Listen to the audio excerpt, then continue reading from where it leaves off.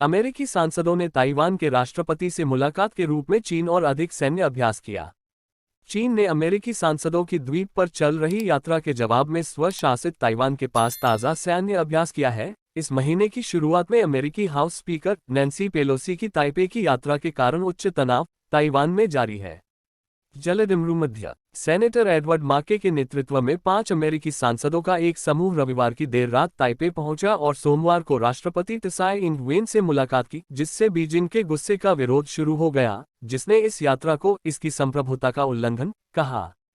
People's liberation army PLA के पूर्वी theatre command ने कहा कि उसने सोमवार को ताइवान के आसपास समुद्र और हवाई क्षेत्र में बहुसेवा संयुक्त युद्ध तत्परता गश्त और युद्ध अभ्यास का आयोजन किया था। पेलोसी की यात्रा, मिसाइलों से फायरिंग और जेट और युद्धपोतों की तैनाती के जवाब में कमान ने ताइवान के आसपास अब तक का सबसे बड़ा चीनी सैन्य अभ्यास किया था, जो पिछले सप्ताह ही समाप्त हुआ था। नए अभ्यास अमेरिका और ताइवान द्वारा राजनीतिक नाटकों के लिए एक गंभीर निवारक है जो ताइवान जलदिमरू की शांति और स्थिरता को कमजोर कर रहे हैं, कमांड के वरिष्ठ कर्नल शी ई को कमांड के आधिकारिक ट्विटर जैसे वीबो अकाउंट पर कहते हुए उद्धृत किया गया था। बयान में शी के हवाले से कहा गया है, हम सभी आवश्यक उपाय करेंगे और राष्ट्रीय संप्रभुता और ताइवान जलदिमरू की शांति और स्थिरता की दृढ़ता से रक्षा करेंगे। ताइवान के रक्षा मंत्रालय ने कहा कि चीनी अभ्यास रविवार को शुरू हो चुका है।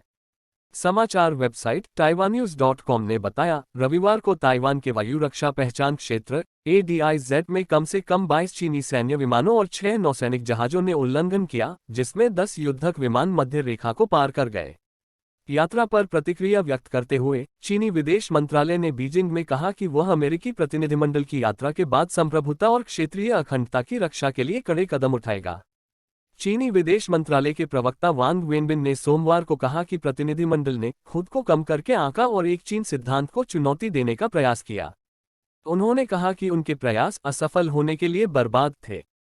चीन के आधिकारिक अंग्रेजी चैनल CGTN ने वांग के हवाले से कहा, इस यात्रा ने एक चीन सिद्धांत और 3 चीन अमेरिका संयुक्त विज्ञप्ति का उल्लंघन किया, चीन की संप्रभुता और क्षेत्रीय अखंडता का उल्लंघन किया और ताइवान स्वतंत्रता बलों को एक गंभीर गलत संकेत भेजा। एक चीन सिद्धांत राजनयिक संबंधों की स्थापना और चीन US के विकास के लिए राजनीतिक आधार भी है। संबंध वांग ने कहा, चीन के ताइवान मामलों के कार्यालय ने अलग से ताइवान के नेताओं को चेतावनी दी कि अगर वे बीजिंग को भड़काते रहे तो उन्हें कड़ी सजा दी जाएगी। इस वीडियो को देखने के लिए धन्यवाद।